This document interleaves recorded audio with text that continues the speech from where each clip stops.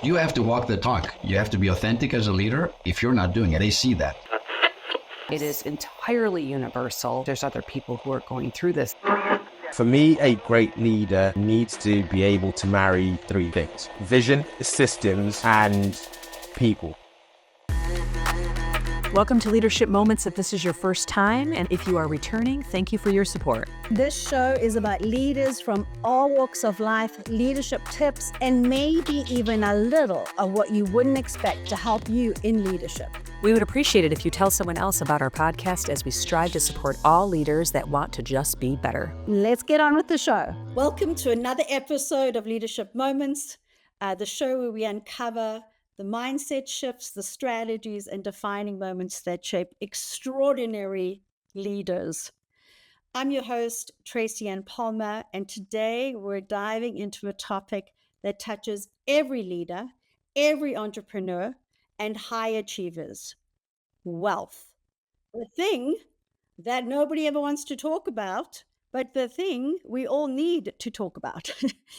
But not just, money in the bank. I mean, we're talking about lasting wealth, the kind that fuels your freedom, your impact, your legacy, and gets you to live the quality of life that allows you to live out the way you want to live, right? So my guest today, who I'm extremely excited to have with us, is someone who has been transforming lives and businesses for decades. Bill Gates. He is a Hall of Fame speaker. He is a certified speaking professional, a business coach, a 7-time author, which puts me to shame since I've only done one, Bill, and the host of his own podcast. His latest book, The Hidden Heist, Stop Robbing Yourself of Lasting Wealth, reveals how we unknowingly sabotage our own financial potential and how to stop it. Bill, welcome to Leadership Moments. Well, thank you very much. And in case anyone just, was confused for a moment, it's not Bill Gates. Kate's with a C. I missed it by one letter and a few bucks. He may have billions, but I'm here to help you get on your road to your billions. So, Bill, okay, first of all, what is up with that briefcase full of money? Yeah, well, I'm doing a TEDx talk coming up soon, and so it's a prop I'm using. And people ask, "Is the money real?" And the answer is yes. Some of it is quite real. In fact, I would like to give some to you right now. I have a stack of 10 grand here. I'd be happy to pass through the camera if you want to take that from you. Yeah. Thank Very you. good. This is awesome. I got it in my hand. Look at this. Yeah, Thank you, Bill. yeah, you bet. Don't spend it all in one place. Yeah, so it's a fun prop to get talking about money, which is, as we all know, it's not a lot of people talk about money, especially when we're younger, especially when we're in those stages of trying to learn about money and how it works. It's kind of that, for some reason, taboo topic in a lot of places. But because of that, we grow up uneducated about money and personal finance and all of that. So that's my new mission. Yeah, Bill, when I was reviewing you and just bringing you on the podcast, and by the way, I started to read this incredible book because this is a topic that I feel I learned too late in life. Certainly, I've been very, very blessed, but I would love to educate others. And in fact, in our nonprofit, that's what we're talking about, this financial. We want to get people educated as quickly as possible, as soon as they can in their lives. So I want to talk about the book. All right. So your book is titled The Hidden Heist: Stop Robbing Yourself of Lasting Wealth. Now, everybody loves a good heist. Okay. But what do you mean by the hidden heist? Well, the hidden heists are often unconscious, limiting beliefs, mistaken assumptions, unhelpful emotions that we all have as humans. And the interesting thing is that since money intersects every aspect of our life, there isn't a part of our life that money doesn't touch, influence in some way or another.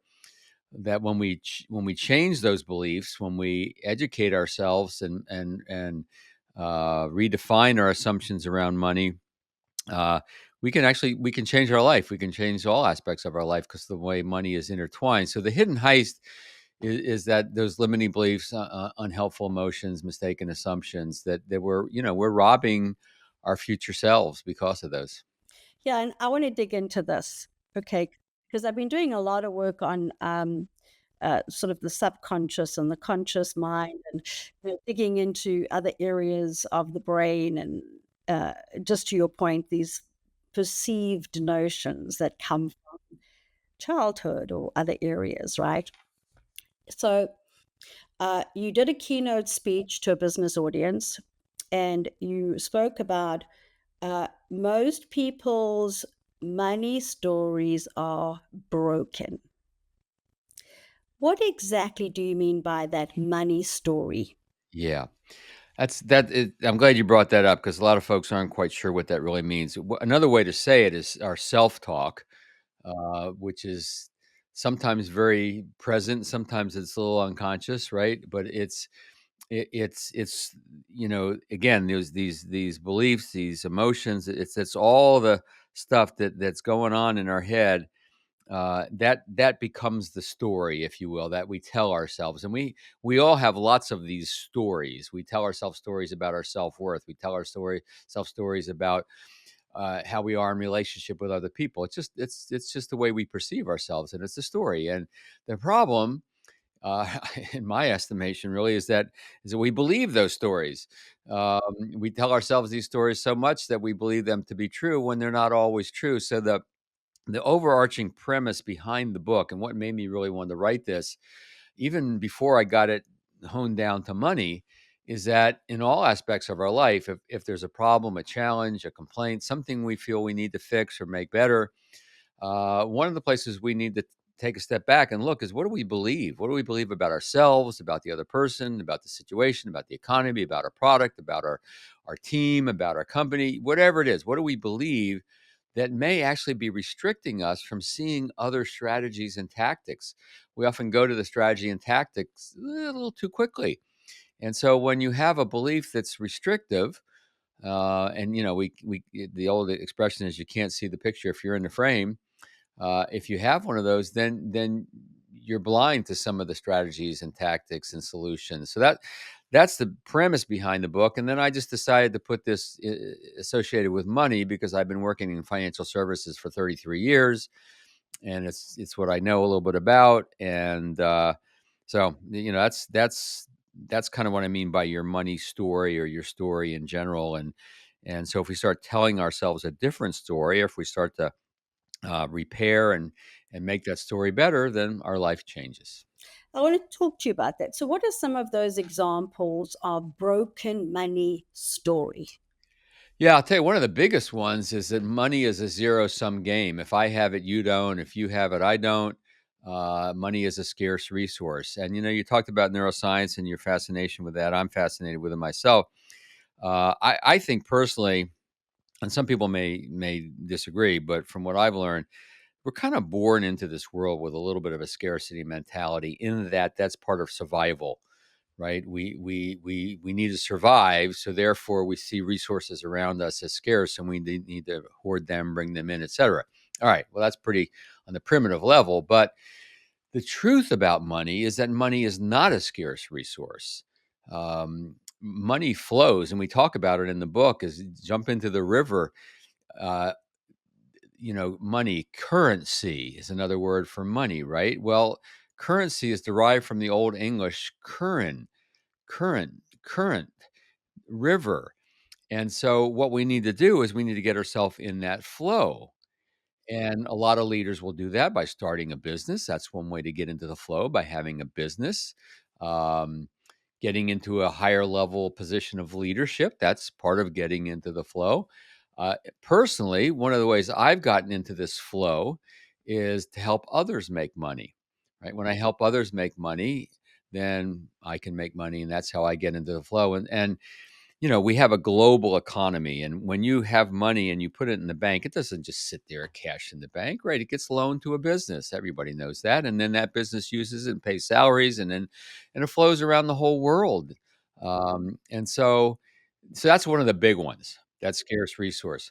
I'll give you one more. One more is that money will somehow change you in a negative way, and rich people are greedy and dishonest. Well, we know that's not the truth. Some are, most aren't. Which, by the way, came from that little phrase, "Some are, most aren't," came from my co-author Jeff C. West, because in the book we talk about some of the stereotypes about rich people being greedy, dishonest, poor people being lazy, not caring, and there's always a little kernel of truth that creates a stereotype. But his expression is "some are, most aren't," right? So let me give you an example. Michael I've conducted over 100 money story interviews, and Michael's a gentleman that I interviewed recently, and he grew up in an environment where his father resented people who were wealthy. With he thought they were greedy, cheated, lied, yada yada. Well, so he grew up with that, and you can't become someone you resent. You can't become something you despise unless you do some work. And Michael's done that work, and he's gotten past that, and he's become very successful. But he was battling that for a while, and he wasn't aware of that at first. He didn't realize that was playing in his unconscious and keeping him from going to that next level of getting in the flow, and bringing wealth and financial dignity to himself. So that's just a couple of the many examples that by the way, we bring them to life in the book through the characters in the book, because this is a parable, this is a story, and this is how we're teaching these ideas. And all of them are based on real people that we've interviewed. We interviewed a hostage negotiator. We interviewed a couple of bank robbery victims. We interviewed a lot of other folks, and all of it's based on reality. And I think that's one reason it's a great read, because it really is based on reality. It's not just made up fiction.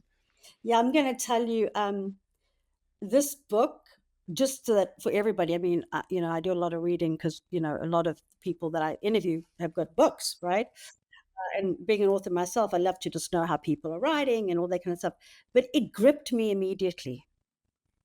It got me in immediately, because quite frankly, if you go to say someone, you got to go read this financial book, they're going to be like, really, you want me to read it? Nobody wants to read a book about financials. Nobody. I don't know anyone. Okay. Even the people that are in finances probably don't want to read a book about finances. Your book is amazing. It is seriously like the story. It's a story. It's told in it's so listen, whatever happens next year, as Bill and I are talking, you got to get this book, because it's probably the first book I've ever read that is about finances that I've wanted to first of all pick up, and then when I open it, I'm like, oh my gosh, this. And if I could say, it's not just about, thank you for that. It's not just about finances per se. It's a little more fundamental, right? Or it's our relationship to our finances. And then, so here's the deal. I'm kind of the straightforward guy. I've written, nonfiction how-to books, how to grow your business, how to communicate your value more effectively. And so I'm the straightforward guy, but my co-author, Jeff C. West, he's the fiction guy. He's the parable guy. He's the storyteller. And I needed him to make this book work. And so I wanted, there's a lot of parable books out there, and some are really good and some are really not so good. And I wanted this to be a good one. I wanted this to have some twists and turns. I didn't want it to be really obvious what was going to happen. So there are some twists at the end. I wanted to capture the reader's attention, like any good fiction story would, but not a long fiction. It's a shorter book. Now, my concern was that because people would get so wrapped up in the story, which they seem to be doing, that they'd miss some of the points we're trying to make. So we have 3 appendices that kind of say, all right, if you missed it in the story, here's what we were telling you. And so we kind of give it to straight out. And also, if you get the book, you get access to what we call the vault, which is a bunch of other guides. In fact, I'll give one right quickly that everyone can get. It's free, if you don't mind. Just go to theordinarymillionaire.com, theordinarymillionaire.com, and it can show you, and it can show your your adult children. It could show anybody in your life how you can really become a millionaire, even without having a huge salary. And so what's happening actually is a lot of folks are starting to give it to their adult children. I just got a bulk order yesterday from someone who wants to give it to all their employees, because here's what they want to do. They want to become more aware of their own thinking, beliefs, self-awareness around this. But then they realize that why not, as a team, let's all know what our money beliefs are and what we were taught and how it's impacting us, because that's impacting our business, right? What we bring to our business around money is impacting our business. Sometimes good, sometimes not so good. Salespeople, right? Some salespeople, the people who are motivated by money, have the worst money stories that they're telling themselves, unfortunately. And so then you can bring that awareness, your self awareness, then your team's awareness, and now you bring that to your customer or client awareness. And so you have more empathy for their situation and what's their money story going on that may be preventing them from taking advantage of the product or service that you offer. So there's a lot of ways that people are using this book, not just for themselves personally, but for others around them. I kind of knew that could happen, but I'm fascinated to see how it's spreading in that regard. I'm loving it. Yeah, it was like the conversation when we first jumped on here. The first thing I'm thinking is, in our nonprofit, we have a little committee, and they're a committee of people that we're developing who have gone through our program, and now they're on the committee as volunteers. And I'm thinking, I've got to give them this book because I want them to know how to be good at this through their life, because they're young professionals and they deserve it. And they have the time. That's one of the big things we talk about, right? Is this compounding and time. Uh, when it comes to building wealth, certainly one huge element is that of time. Now, that's not the only way to build wealth, but it's a big part, and it's the way the ordinary average anyone can build wealth. And you and I talked before we started recording. Why didn't we learn this when we were younger? Right? Why didn't anyone teach us this about compounding and about how money works? Now, you and I have caught up nicely. We've done well. A lot of the folks listening can identify with this. We've done well, and just think how much further we'd be had we learned about this. And it's the old, I wish I knew then what I know now. Well, let's impart that to the next generation. So one of my missions and my beliefs is that first of all, I believe that everyone on this planet deserves to make educated decisions, educated financial decisions that are in their best interest. And so then my mission, and that's part of this book and my legacy, is to create that financial education on the level of belief and relationship to money and thinking and emotion.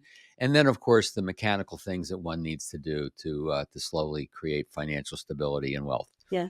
So I have to ask, because you're going and you're doing all these stories with everybody, which, by the way, I love, because it's a way for us to really learn how people get to where they get to, good or bad, right? What is your own money story like? Well, so we know that most people's money story, if you to use that term, there are thinking, beliefs, assumptions, starts to solidify around age 7 or 8, is what's been guessed. Now, it's not fully formed there. Then media piles on, societal messages pile on, and all of that sort of stuff. But it does start to happen at a young age. So for me, both of my parents were children of the Depression, uh, huge scarcity, and when I say money is a scarce resource and or isn't a scarce resource, it could feel scarce in your pocket or bank account. So I don't want to diminish that. That is a reality that we need to work through. But in any event, they were cautious. And my mother, both of my parents were somewhat anxious about money. My mother was anxious about everything. Uh, so somehow I absorbed that anxiety in my life about other things and money, and one of them. And I remember she always used to say, "You never leave one job until you have the next job lined up," right? Oh yeah, you know how many times I heard that, Bill? I know. And how I became a business owner, an entrepreneur, and all, it wasn't from her, that's for sure. Now my father saved well. but he didn't invest well. He bought certificates of deposit and treasury bills and all very, very, very safe, but didn't grow very well. It wasn't until later, as I learned about money and actually taught my dad a little bit, that he started to invest a little bit better. So my father had an expression. This is way back when, before there was a lot of Lexuses and Mercedes and BMWs and Land Rover on the road. It was mostly, if you wanted an upscale car, it was a Cadillac or a Lincoln, right? So my dad hated it when people would show off their wealth, especially through a Cadillac. He called that conspicuous consumption. And of course, I've owned a few Lexuses and Cadillacs. Sorry, Dad. Um, but so that's what I grew up with, right? And so I had to kind of counterbalance that, and I learned. For me personally, the more I learned about how money worked, the more I became aware of some of these lessons and beliefs and assumptions that weren't serving me, that weren't really true. And so that's one way to overcome this, is just learn how money works a little bit better. Other folks that I've worked with and interviewed, just deep introspection and wanting to grow, you become aware of some of that stuff as well. So anyway, so that was kind of my growth and my story. Now, real quick, does that anxiety that I got from my parents, my mother mostly, and associated with money, has that ever gone away completely? No. It's one of those things that, because thing we know about the brain is you can't rewire the brain. You can only overwire. You can overwrite what's there. So that's why we fall back into bad habits and bad thinking and bad emotions sometimes are unhelpful. And because it's always there. And so what happens for me is, when that anxiety around money might manifest, even though I don't need to feel anxious about it, I just kind of that I turn that radio volume, in my brain. I just turn the volume down a little bit. So I just say, oh, no, that's that. All right, that I don't need to listen to that right now. So that's a little bit about my situation. And one final thing, I made a classic mistake. Uh, so many people do this, of starting to equate my self-worth with my net worth. And I became aware, I think I was sometimes measuring my self-worth through the square footage of my home or something.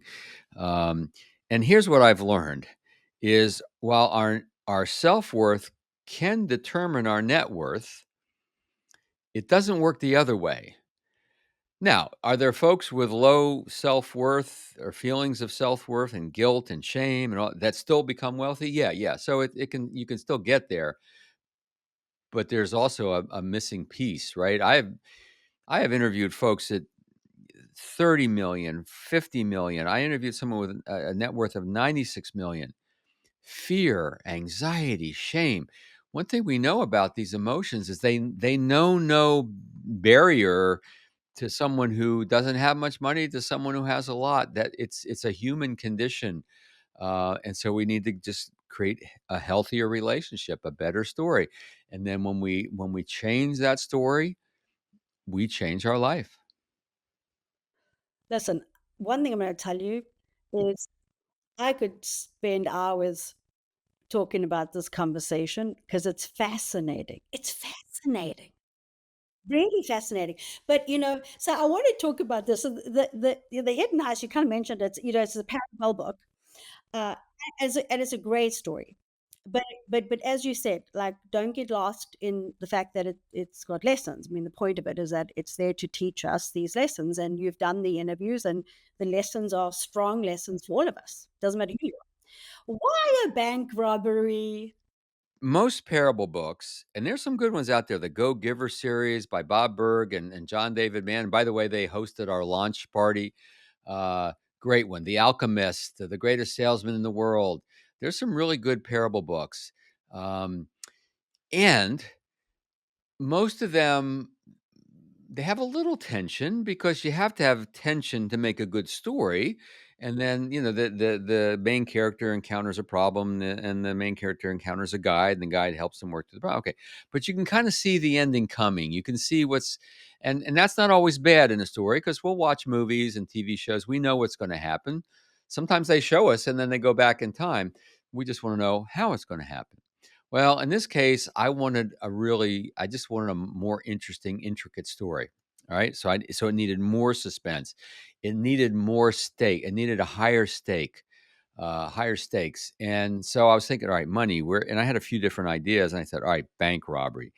They're in a bank. It's a bank robbery. So long before the book was written, I knew the first line of the book was going to be everybody on the floor, face down, right? Slide your cell phones to the center of the room. I just knew that was going to be the beginning of the story, which it is. And we go, whoa, that's a different kind of parable book, right? Now, with tension, you also need comic relief. And because it's a parable book, there's a lot of comic relief. And the story is somewhat told through one of the main characters. And he looks at these bumbly robbers and how they thought they were going to do a smash and grab, and they get stuck, and they're negotiating with SWAT. And in the middle of all that, the quote unquote hostages are in the vault, and they're taught, why are these guys doing that? And one guy says, well, they're just trying to get theirs. Money's a zero sum game. And so Alden Beckett, who's kind of the hero of the story, if you will, starts to teach around mindset and teach around basics around money. And then the bank manager says, we better capture this. Well, in any good heist, any good bank robbery, pizza gets delivered to the hostages, right? So pizza's delivered, and sure enough, and the bank manager takes out a Sharpie that he had, and he starts to write on the back of the pizza box. And I'm going to hold this to the camera. This is what it looks like in the book, where we've illustrated some of the things that are written on the pizza box, and that's one of the ways we anchor the teachings throughout the book. So, man, this was a blast writing. People seem to have fun reading it, and then they're getting some good info at the same time. So I don't know. And I couldn't have done it without. I just got to give all praise to my co-author Jeff C. West, because he's the one who took my ideas and a lot of his own ideas too. I can't take credit for all of the ideas, but he brought them to life, right? He's the one who brought them into the characters and how the characters speak. And then we hired a professional book narrator, a book actor, Jonathan McLean, to do the audio version. And a lot of folks are loving the audio. I got a text last night at like 10 o'clock from a friend said, I'm listening to the audio and I can't stop, but I got to go to sleep. Right. And so Jonathan did an incredible job furthering that, bringing those characters to life. And so, yeah, it's a great read. It's got great lessons. I believe that people who buy the book and read the book or listen to the book will get something for themselves. And then we'll probably identify a few people in their life, whether it's professional with your team or friends, family, that could also benefit. So that's what's happening. It's kind of that everyone wants to get into the heist now. Yeah. Well, here's the thing. I think storytelling helps us retain information. So the key is that the book is a very serious topic, I would say, for everybody. There's probably not anybody I know, personally, professionally, no how much money they have. As you said, it affects and impacts every single life. Okay, so the key is that you are sharing incredible lessons to impact people's lives, so that they, I used to do onboarding at one of the company that actually brought me over here from South Africa, and I used to do onboard all of the new salespeople, and I'd stand in this room and I'd say, "Here's the thing: money is about freedom. Money is about freedom, because when you have it, it allows you to live the life you want."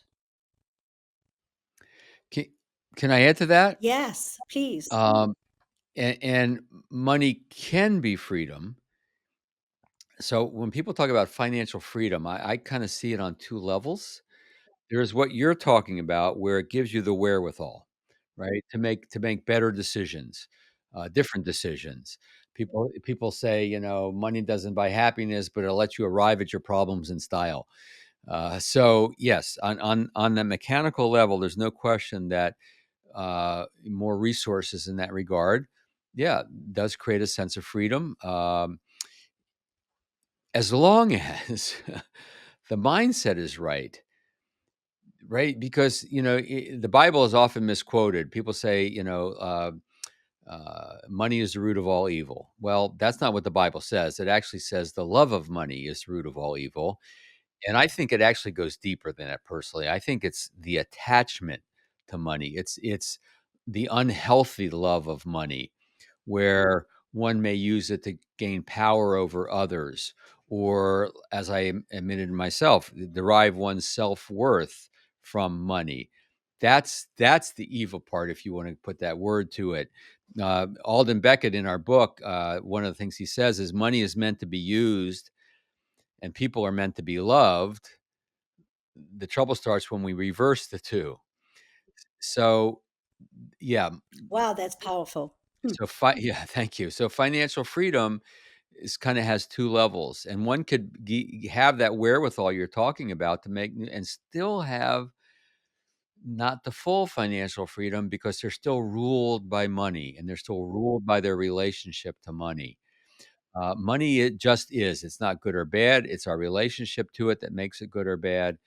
I know it's a kind of a woo-woo type way to think about it, and it's a very powerful way to think about it. And it's a lifelong journey. It's not like you just turn a switch, and all of a sudden, you got that healthier, better relationship. It takes a little bit of work, but it can be done. And anyway, so that's. I just wanted to add my Oh, spin to what you were no, suggesting. that's so powerful. And boy, that very profound, very, very profound. So now our podcast, we it's leaders, it's aspiring leaders, um, it's people with families, many of them, right? Uh, we've also got entrepreneurs that listen and love what we talk about. What advice do you have apart from reading the book? Because that's my advice to all of our audience today. But what advice do you have for the lessons in the book? Don't want you to rattle all of them off, but there's advice there. Where do they start? Like how do they start this journey? Yes. So I would say the first thing is to work on your money education. Just learn how money works, whether it's taking a course or reading a book in personal finance. I know it sounds kind of dry, but just understanding good debt, bad debt, understanding different ways to save, the importance of there's an adage called "pay yourself first," which is essentially making sure that you maximize money for retirement. I think it's Warren Buffett that said, spend what's left after saving rather than save what's left after spending. But there's really two types of saving. There's the before tax for retirement, which they say will often be taxed at a lower rate when you get older. Well, yeah, maybe. It still depends. I'm still getting taxed at a pretty high rate, even though I'm starting to have to pull my some of my money from my retirement by law. But then you also want to save after tax. Uh, First of all, rainy day fund. You never know when something can happen. You want to have that. So that's part of it. And then understanding the difference between saving and investment, and understanding the risk of investment. And so all of this is educating. Uh, I'm also a big believer in proper counsel and proper advice, and finding a good, appropriate financial advisor for yourself. Uh, it's a rare individual who actually can do well themselves. Most people who try to manage their own investments never do as well as even the S&P 500. Now, I'm not saying put all your money in the S&P 500, but you should put some of it in, because over the last 50 years, it's averaged 11.6% every year. So, I mean, that's a huge, most money managers can't even get that. Yeah, yeah. There's an old story. Warren Buffett did a bet with a hedge fund manager, and the S&P 500 beat what the hedge fund manager was able to do. Right. So seek counsel. Don't try to do it all yourself. And then start to become aware of your emotions. They talk about fear and greed. Um, and here's what we know about emotions around money: that the emotion we feel from a gain, let's say a 1% gain in the stock market. Oh, market went up 1%. That's good, right? Versus the loss, market went down 1%, the emotional response is twice that from the loss. So what happens is that will drive fear, and that will drive you doing something that you maybe shouldn't do, like going to cash with your investments when you probably shouldn't do it. So it's awareness. It's building awareness, and it's building awareness through education. So I know that was a lot. You ask what can people do, and that's where so with the book, it starts with the awareness building, give some of the basics, and then you continue from there. Yeah, that's really fantastic. So, Bill, if anybody wants to follow up with you, what's the best way for them to do that? Well, Bill Cates, find me on LinkedIn. I'm pretty easy to find on LinkedIn. My email is billcates@referralcoach.com. Billcates@referralcoach.com. Just, let me know that you learned about me through Tracy Ann Palmer, and we'll be instant friends. And happy to correspond. The book is thehiddenheist.com to learn more about it there. I appreciate you asking. Yeah, and then the last thing I want to also just let them know is this theordinarymillionaire.com. So TheOrdinaryMillionaire.com. It's a guide. It's in the vault from the book, but it's something we've just kind of taken out of the vault to make access to really anybody. So if you're younger, you got a chance to really do this. If you're a little bit older, you could still do some of it. And if you're older, then pass it on to other people. There you go. There you go. Well, hey, Bill, so fantastic to have you with us. We'll definitely have you again as well. And thank you for sharing your wisdom. And really, honestly, this is an incredible read. I'll just say that. So thank you very much for sharing all of your expertise with us and impacting people's lives. So to all of those listening, this is Bill Cates. He will be on our YouTube channel, out on our Spotify channels. Please reach out to him. Certainly a great wealth of experience and information. And with that, just remember, together we make a difference, and keep living beyond those boundaries. Thanks, everyone, for joining us today. If you enjoyed the show, please go to leadershipmomentspodcast.com to subscribe to the podcast, or on your favorite player, as well as follow us on Instagram and LinkedIn. You can also send us a message on what you like and don't like, or what guest you want us to have on the show. So until next time, This is Stacey Castor, and what doesn't challenge you won't change you. and I'm Tracy Ann Palmer. Be the change you wish to see in the world.